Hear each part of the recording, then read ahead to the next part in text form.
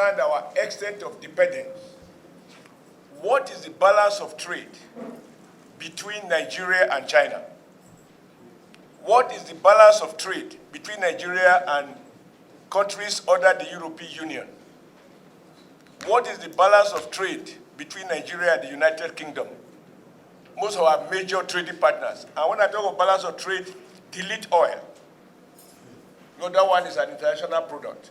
So that we can appreciate how much we have gained in terms of giving all the money we spent over the years on export promotion and all the institutions we've set up, whether they are banks, they are commission, whatever they are, so that it will give us a window whether we are not just throwing money away.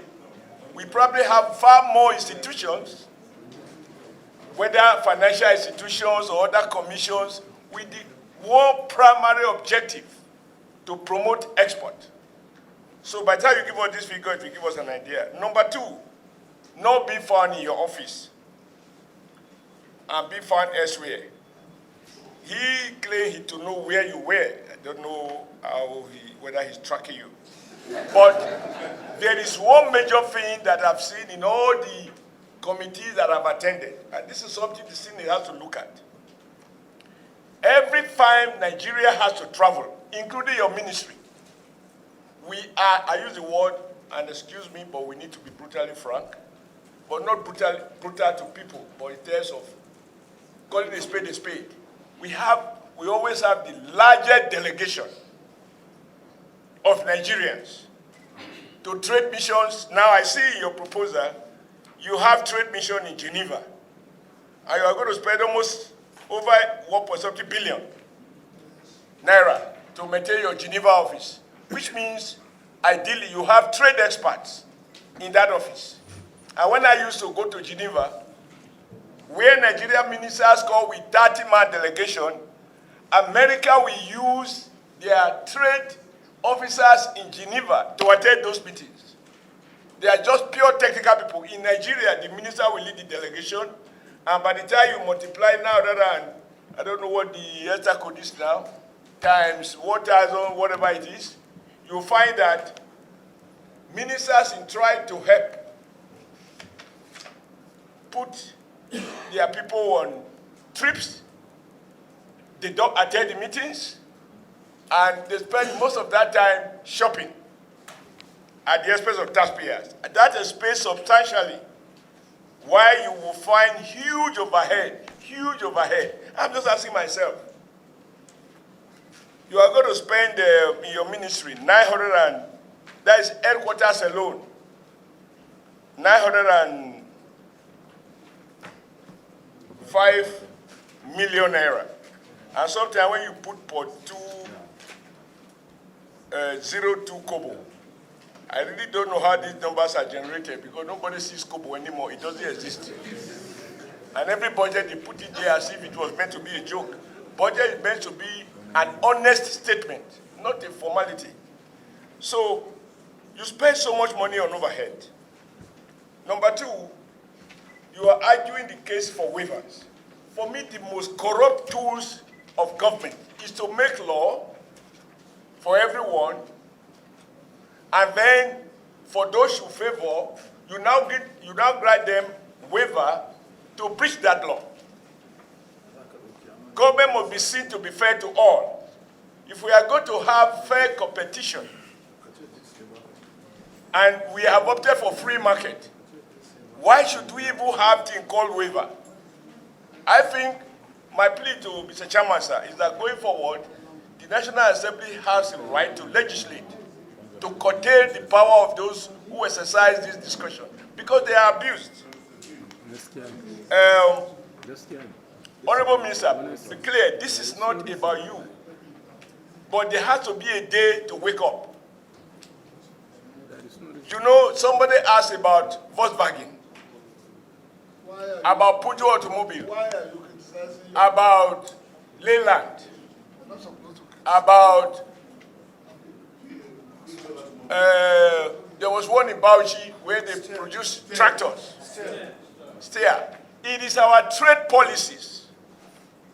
This submission, recklessly in my view, to so-called WTO rules and so on, and then we expose ourselves to all kinds of goods and services coming in. Let me just ask you one question. When you go to a restaurant, and as the Minister of Trade, you pick a toothpick and it's made in China, that toothpick is illegally imported and drawing the forex from our increasingly impoverished central bank? Or how does it come in? Under our laws, should toothpick not made in Nigeria be found in the Nigerian market? I'm going for this ridiculous one because each time I go out and I see toothpick, they have this small packaging, nice packaging, but it's imported. And then we talk about promoting trade. How? So there's something you need to speak to. And, okay. Time is always a problem here. Provided that next time, sir, we will not be rushed to approve money because we are in a hurry. Because those who pay taxes don't earn the money in a hurry. They sweat.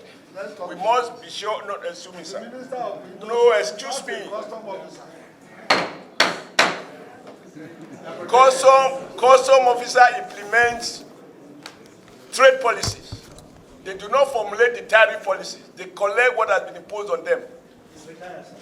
Yeah, but you shouldn't be tired so much that not to know the difference. It's my father. It's my father. He knows we are good friends.